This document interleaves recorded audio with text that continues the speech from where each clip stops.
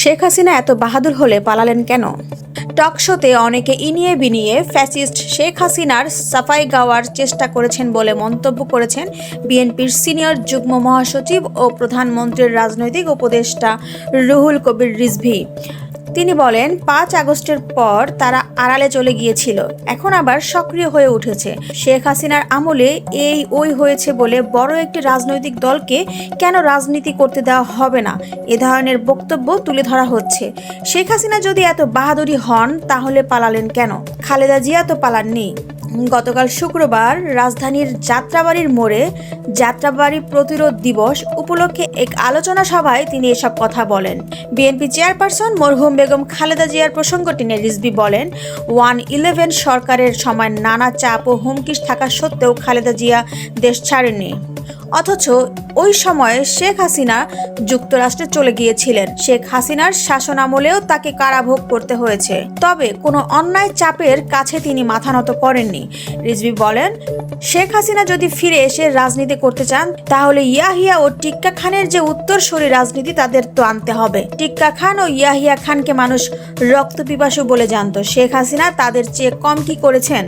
শেখ হাসিনা যে কি নিষ্ঠুর হতে পারে তা কারাগারে নেতাদের উপর হাত তোলা না দেখলে বোঝা যাবে না। প্রধানমন্ত্রীর এই উপদেষ্টা বলেন, হাসিনা এদেশের মানুষের রক্ত ঝরিয়েছে, তার বাবাও একই কাজ করেছেন। শেখ হাসিনার প্রত্যাবর্তন হবে কিভাবে? ফ্যাসিস্ট দলকে ফিরিয়ে আনা যায় না, তাদের রক্তের মধ্যে ফ্যাসিবাদ ও ভয়ঙ্কর রক্ত পিপাসুতা। তাহলে রাজনীতিতে তারা কিভাবে ফিরবে? হিটলারের দল ফিরে আসতে পারেনি।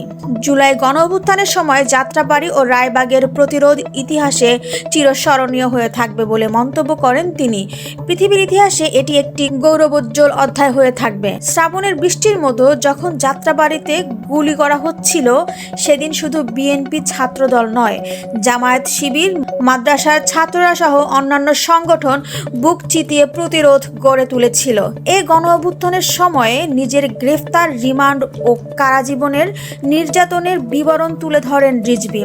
তিনি আরো বলেন, 5 আগস্টের পর তারা বলল শেখ হাসিনাকে মাফ করে দিলে ভারতের সঙ্গে সম্পর্ক গড়ে তোলার কথা বলেছে। জামাত সবসময় ঘোলা পানিতে মাছ শিকার করতে গিয়ে তারা নিজেরাই পানিতে পড়ে যায়। শহীদ প্রেসিডেন্ট জিয়াউর রহমানের হত্যাকারী ভারতে পালিয়েছিল, কিন্তু তাকে ভারত গ্রেফতার করেনি এবং ফেরত দেয়নি। আওয়ামী লীগ শেখ হাসিনার টোনে জামায়াত কথা বললে জনগণ তা মেনে নেবে না। এ সময় গণতন্ত্রের চর্চাকে এগিয়ে নেওয়ার আহ্বান জানান রিজভী।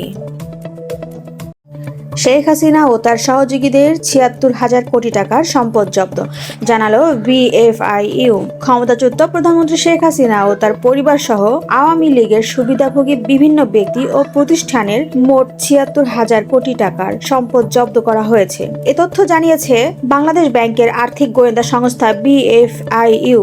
বুধবার বাংলাদেশ ব্যাংক কার্যালয়ে 2024 থেকে 2025 অর্থবছরের বার্ষিক প্রতিবেদন প্রকাশের সংবাদ সম্মেলনে এ তথ্য দেন বিএফআইইউ প্রধান ইখতিয়ার উদ্দিন মামুন। তিনি জানান, জব্দ সম্পদের মধ্যে দেশে ৫৭,০০০ কোটি টাকা এবং বিদেশে ১৯,০০০ কোটি টাকার সম্পদ রয়েছে। এছাড়া 2024 থেকে 2025 অর্থবছরের ৩০,১৯৯টি সন্দেহজনক লেনদেন শনাক্ত হয়েছে বলেও জানান তিনি। এর মধ্যে ৯৫% অভিযোগই এসেছে ব্যাংক থেকে, যা আগের বছরের চেয়ে ৭৪% বেশি। সন্দেহজনক লেনদেনে জড়িত যেই হোক তার বিরুদ্ধে ব্যবস্থা নেওয়ার কথাও জানিয়েছেন সংস্থাটি। পাচার অর্থ ফিরিয়ে আনার ব্যাপারে এ বছরের শেষ নাগাদ সুখবর আসবে বলেও আশা প্রকাশ করেন ইখতিয়ার উদ্দিন মামুন।